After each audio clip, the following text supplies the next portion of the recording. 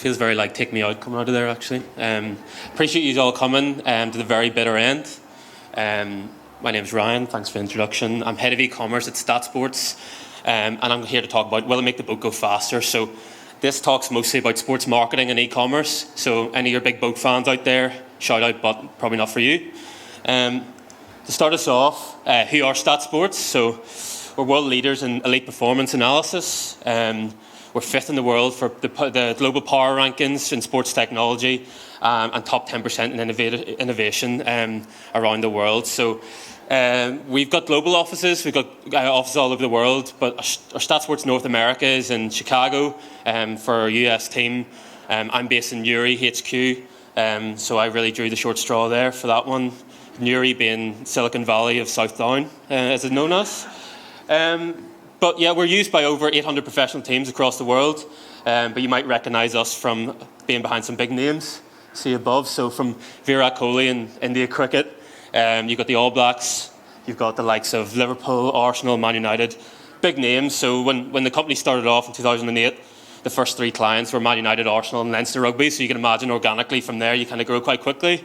But more importantly than that, and then you might recognise us. So the bumps on people's backs is what I get approached by quite a lot. So it's like, what's that thing in the back of Johnny Sexton's neck when he's taking kicks? Or as my granny describes it, what's that wee bra thing that those lads are wearing? As you can see above, we got some tweets about that during the Euros last year too. The most important thing is obviously we're One Direction's official GPS tracker. That's not true. That's from Soccer 8 a couple of years ago. We got quite a lot of One Direction fans following us off the back of that one. Not a lot of them converted, as you can see. But many people know us from our B2B models, so working with these massive elite teams. But about 3-4 years ago, we moved to the D2C, which is direct-to-consumer, where we took the same core technology that we had with our elite teams and tried to sort of bring that data, democratize that data, and bring it to the individual athlete that's trying to go pro or just improve their game. The reason for which is that I think FIFA say that 50% of the world's population are football fans, 3.5% of those play football in organised sports. So we see that as a massive growth market, and that's why 4 years ago we stepped into that market. Since then, year on year, we've doubled our growth each year, each of the 4 years. But this year, as I'll talk about soon, is going to be the hardest one for us and many people in D2C and e-commerce. Will it make the boat go faster? So this premise was kind of coined by the British rowing team in the 2000s. It was the 2000 Sydney Olympics, where I think it was the previous Olympics they finished last in the finals, and then they won the gold medal. Basically, the premise of it was that they wouldn't do anything outside of the things that would make the boat go faster. For example, they didn't go to the opening ceremony because they asked themselves the question, will it make our boat go faster? No, it wouldn't. We're not going. Will we go to this lovely event and smooth a few guests? No, it's not going to make our boat go faster. They cut out absolutely everything that wouldn't make their boat go faster. And that's kind of our approach that we've taken in for STATSports in terms of our e-com element of it, that there is quite a lot of noise. And for me, as much as I love the metaverse, one of my favourite verses, NFTs, these are distractions for us this year, and where there's high cost of living, delivery charges. We saw a spike over COVID that's now returning to a normal trend line. So what we see is, yes, this will be the future of marketing for 2022. If we're investing too much time and resource into it, it won't make our boat go faster. And for a lot of companies that are trying to achieve growth this year, we're trying to double our growth again this year, that's a reality that we can't really face. A lot of companies in Northern Ireland and Ireland will be trying to survive even, and focus on those types of aspects aren't going to make their boat go any faster. So this is kind of what people say to me when I say about the metaverse and NFTs, and that is the future of marketing, but not this year. The future is now, old man, is what they come back with. But for me, it's about focusing and being hyper-focused on the things that are going to make our boat go faster, make us earn more revenue. And for me, personally, my goal is to grow our users, STATSports users, and if I can do that, then that's a win for me and my team this year. So basically, on the culture side of things, how we approach it is that we work in STATSports that's very entrepreneurial from top down. Our owners are very entrepreneurial. We have a really strong creative team. Our product team, I think, is one of the best in the country, and they provide a lot of vision. Our role within the e-com team is to provide traction to that vision. So the phrase is vision without traction is a hallucination. is basically telling us that we need to add some form of structure, system to that vision in order to generate demand and then make our boat go faster. The first question that we ask ourselves when we're trying to build this traction philosophy is our accountability charts, like who's accountable for what. And the first question that you ask is who's accountable for your customer journey. For me, if you're a business owner, you should be asking yourself that right now, who in your team is accountable for your customer journey. If you're a marketing person sitting here right now, or an e-com person, that's you. You should have full ownership and control and visibility of what your customer journey is from start to finish. For example, for STATSports, our customers take typically 1 month between they know about STATSports to completing a transaction, and we have about 4 touch points with them in that space of time. So it's all about managing those touch points. We're no longer in this Mad Men kind of environment where we show one TV ad, that's your one shot, you convert them straight off the bat. We have 4 opportunities, and we have different goals for different elements of moving them towards that transaction. This is my favorite topic, which is micro-conversions. I talk about it quite a lot in STATSports, and people just ignore me at lunchtime, usually, off the back of it. But building micro-conversions should be your new best friend. So what do I mean by micro-conversion?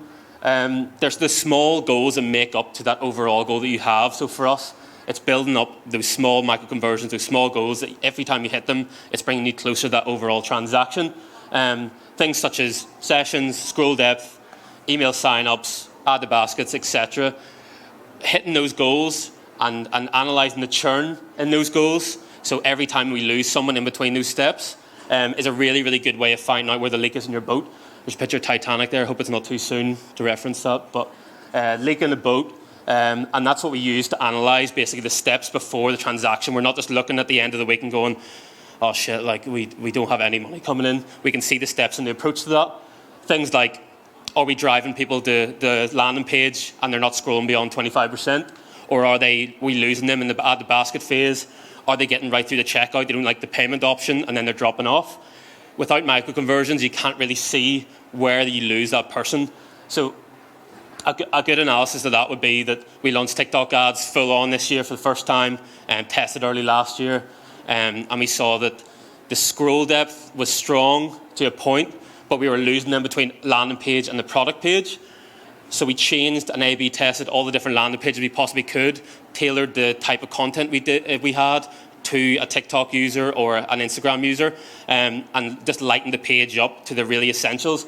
And we dropped our bounce rates and our exit rates by around 30%, which means we retained far more people in that first phase between micro conversions, which then has a knock-on effect on the revenue at the end of the day. The first couple of questions that I would ask myself in terms of approaching new customer growth is the awareness phase, which is where do my customers exist? So our customers exist around sport.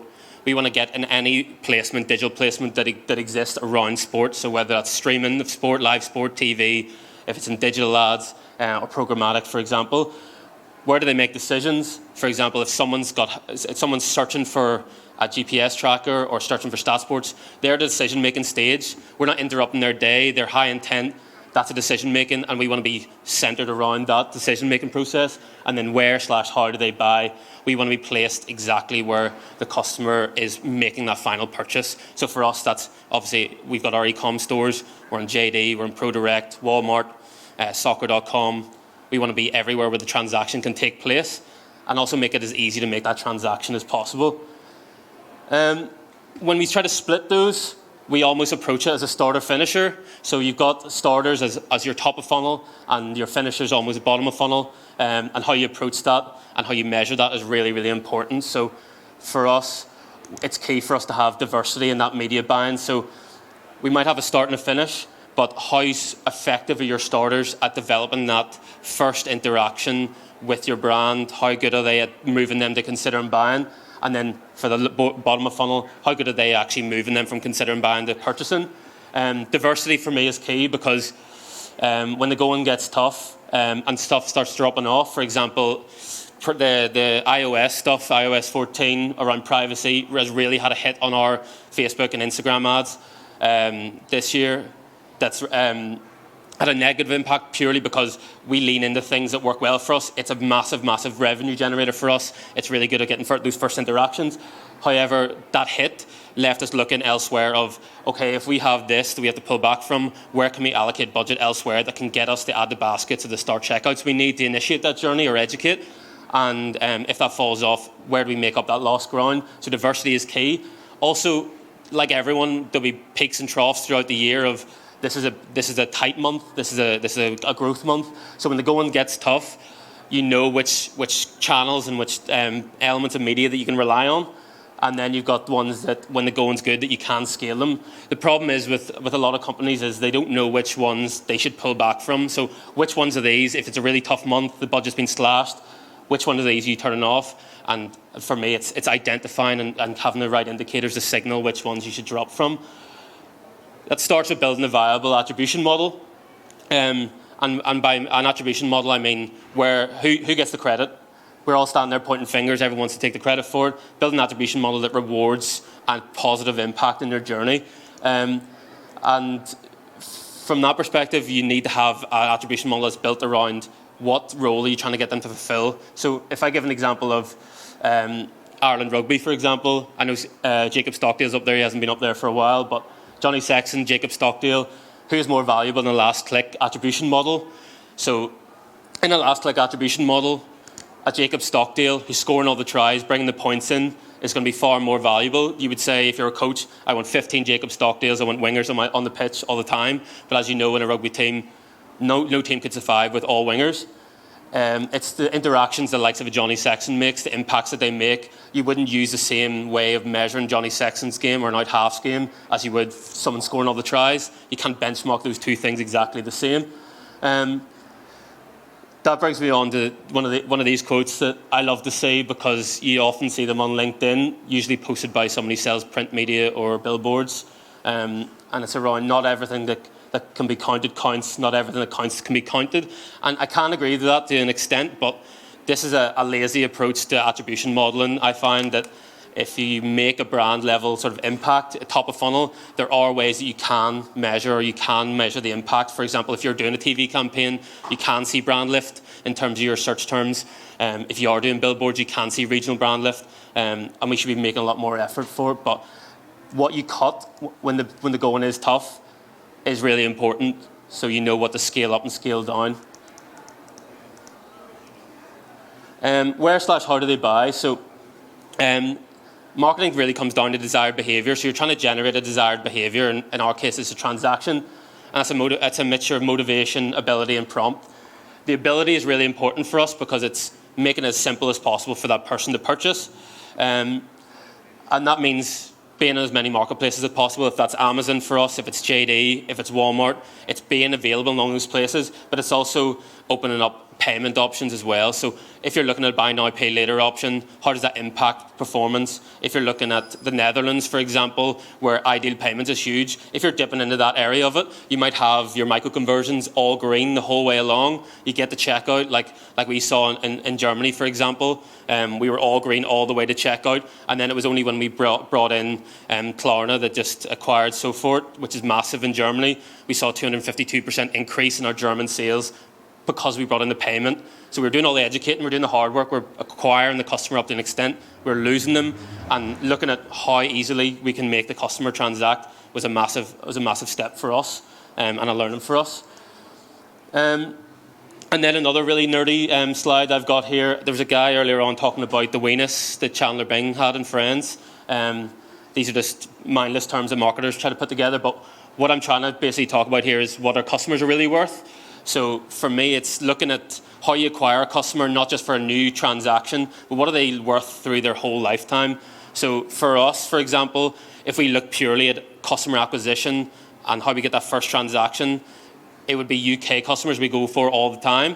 However, when you actually bring in lifetime consumer value, you've got EU customers that are spending 20-30% more in their lifetime, which means that if we're paying to acquire them over a longer period of time, we should get more of them, more of that revenue in. I thought that was a really quick win for us to get. It's much more cost effective to reacquire your existing customers than it is to go out and find new ones. And then the value of returning customers goes beyond just revenue. So we create post-purchase surveys using Hotjar, and we ask them, was there anything that almost stopped you from transacting? And it gives us a massive, massive scale of reasons, basically, why they almost stepped past, lots of which will be around delivery or around payments. And it gives us that insight as well as the revenue as value for improving our systems. These are just really quick wins. So getting on to creative, I think creative's although those are all small 1%ers that you can add together, creative is a massive step that you can step forward and take and improve, making your boat go faster, not your goat, actually. That would be terrible. So refocusing creative for attention acquisition. So one of my favorite quotes is, people don't read ads, they read what they want, and sometimes it's an ad. And that's the approach we try to take to our attention acquisition, or the ads that we try to put out there. We try to create that creative that acquires their attention, and that will have a knock-on effect in terms of the customer acquisition at the later stages. So simple things that you all know, this is not brand new stuff to anyone. There's a higher attention span for videos viewed on a smartphone compared to a TV. And then there's less distractions on a smartphone. So the attention's there. You're just competing with everyone else to try to get it when someone's sitting on a smartphone. I'm probably competing with about 6 or 7 people in this room right now for their attention. Please listen to me. I've waited all day. And then from a creative perspective, it's about making platform-specific content. So if your creative is going to be a film, it'll probably be Fast and Furious 38. Please get to the point would be the title of the film. So some of the learnings we can get, there's assumptions that are made all the time about millennials, Gen Z, short attention spans, not interested in anything, move on to the next thing, when really research shows that we're just much quicker at processing thoughts, recalling, and getting the value out of things much faster than we previously thought. So thought processing thought was 300 milliseconds, it's actually 30 milliseconds. Reading speed thought at 300 words per minute, it's actually around 500 words per minute. So we have a smaller time to acquire that person's attention, but we actually can distribute the value much quicker, and we have the ability to do that. So if you're sitting there with a massive documentary style ad sitting there, lovely, you're all sitting watching it and working reception on loop and just thinking, oh brilliant, I'm fantastic. You're probably not getting the value across quickly enough. An example of which would probably be this.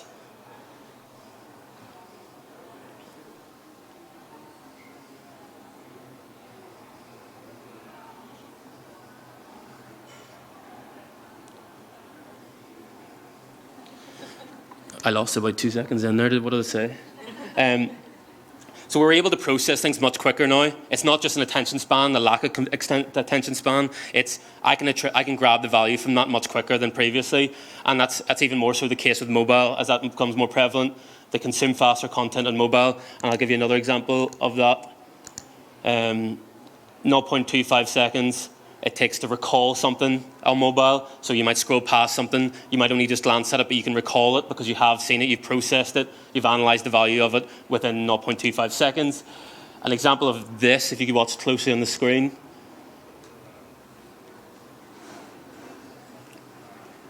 Did anyone see an ad there just pop up to them? Scroll past in 0.25 seconds. It was McDonald's spicy just brought up there. Scroll past very quickly, but you can process, analyze, and recall in that period of time. One of my favorite stats from Nielsen, the Nielsen study that was done a number of years ago, is the difference in how content is consumed in digital ads, especially in the likes of TikTok and Instagram. 47% of people actually attain the value of an ad within the first 3 seconds, and 74% will attain the value within 7 seconds, or not, it's 10 seconds, sorry. Wrote that down wrong. Which shows that when you're creating an ad, when you're creating a piece of content, deliver that message, the value at the very start, in the first 3 seconds, and you could maybe reiterate some of the key points then after that, but really you've got a really tight window to deliver the value, and that's what the customer is looking for. They will decipher whether the ad's for them within the first 3 seconds, and then the drop-off will happen after that, so that build accordingly in terms of your creative. And that's different to TV. So I got into marketing after seeing Guinness ads.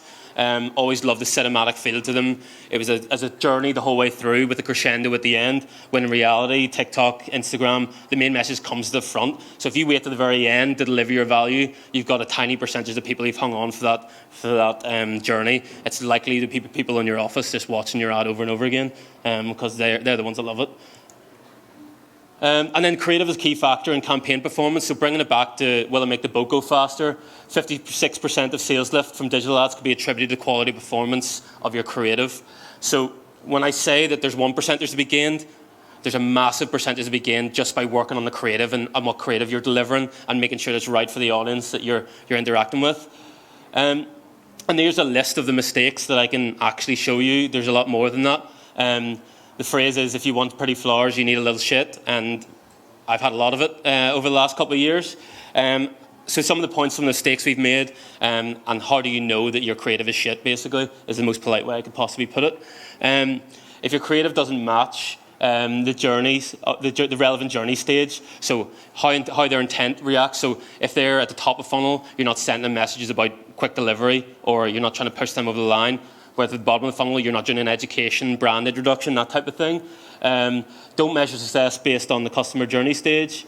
That's again about the attribution. So if you're looking at your organic social and saying, our organic social is terrible, hasn't got any transactions this month, if you measure it by that stage, that's your Johnny Sexton model. You need to measure by the micro conversions leading up to it. A good example for us is that organic social last year, although it wasn't high on the actual conversions to transactions, was our very best channel for moving someone from never heard about STATSports to considering buying. Had the highest percentage of users move to an add to basket stage, more than any other channel that we had.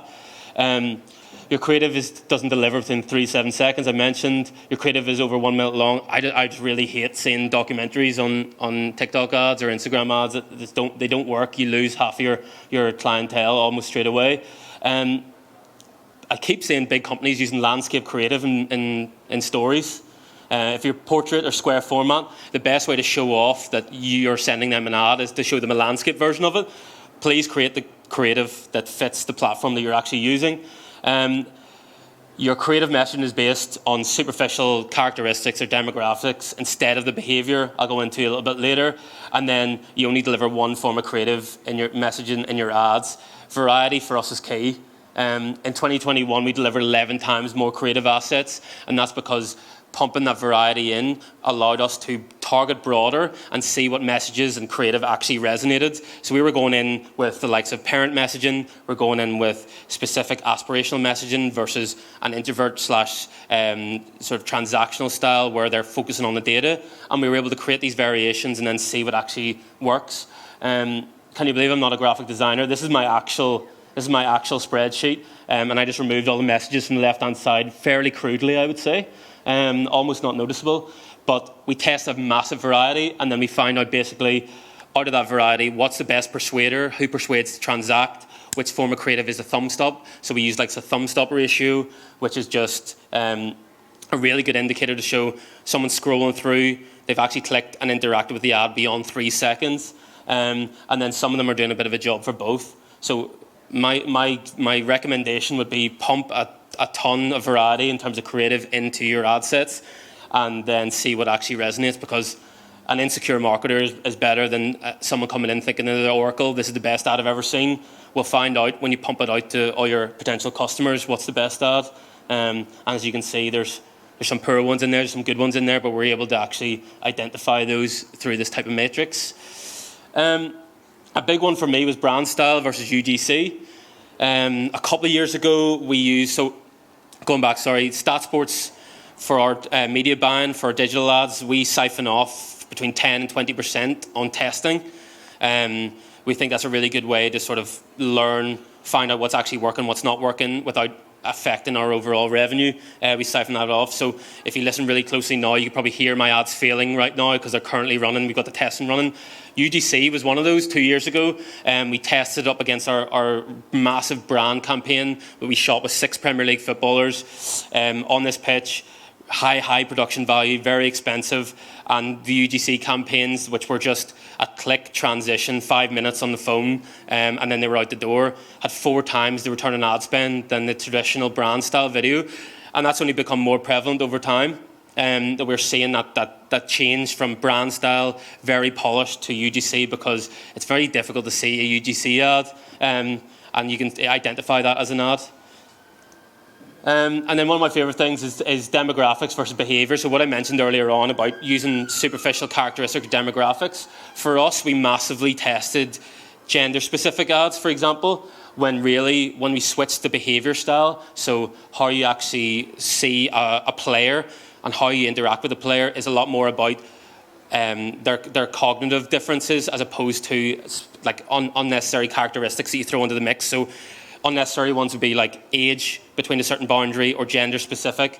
We find that if you actually do aspirational messaging to some sorts of people, they will interact with that more, and some people are more introverted, more transactional. They engage with the statistics element of it and the improvement element of it. There's different messages that you can use that actually make a far more impact than just splitting based on an assumed, oh, my customer's probably between 20 and 30 years old.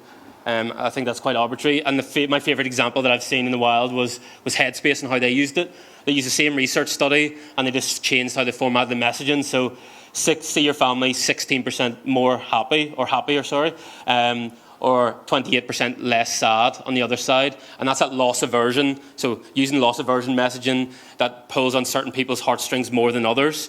And they just reframe that message into two different sets based on how people interact with it. So I thought it was a really good use of how messaging can be split up that way. And then finally, in summary, I just thought I'd throw another boat in for the boat fans out there. How do I make the boat go faster? Hyper-focus on the things that matter. Be accountable for your customer journey. Micro-conversions all day. Diversify your media buying in case Facebook goes absolutely to shit. Find winning channels through your attribution model so you know what to switch up, what to switch down based on those micro-conversions. Maximise lifetime consumer value and acquire based off that. And the biggest one is don't make shit creative. Thanks very much. If you have any questions, I'm just going to stand here for a wee bit. A question? Anybody? Oh, thanks. Anybody have a question? Yay! Result, there's a question. Here we go. Don't scare them, don't spook them. I know. First of all, I just want to thank you very much, Ryan. That was really interesting and really good to see all the great work that you're doing. Now that we're seeing for third-party data and things start to disappear and a lot of gaps in people's data, so to say, more tools coming out with Google Analytics 4 and things, are you adopting any more like advanced technologies around either data acquisition or machine learning or predictive modeling or anything like that? Yeah, that's a really good question. I think the first step that we kind of made was to focus on own channels. So I didn't really touch on it in this talk as much, but email for us, I think we had our second best month ever for email last month. We're trying to acquire as much information and use it via email as possible. And I think that's a big step, and bring people into your system, and then you can control what you actually send them and do not rely necessarily on the ad platforms. Another thing that we haven't implemented that we have been looking at are the third party, like the likes of North Stream, the likes of Triple Whale. I don't know what Triple Whale have a third party cookie or a third party pixel. I don't know what they put into it. I think it's a mixture of data and Mark Zuckerberg's firstborn child's. I don't know what you have to give to them, but they seem to give you a really good insight into that interaction point right up in the customer journey, right up in the transactions. That's things we're looking at, but definitely with the movement to GA4, we're rethinking how we acquire that data and that information because we're so reliant on it. The company itself is data first. So from the very top to the very bottom, that's how we approach our products, it's how we approach our marketing. So we're heavily reliant on that. So it's something that we've been looking at for the last couple of months and we'll implement probably towards the end of this year. Anybody else? Hands up. Anybody? Okay, that's great. Ryan, thank you so much. Very informative. Thank you so much. Let's give Ryan a round of applause.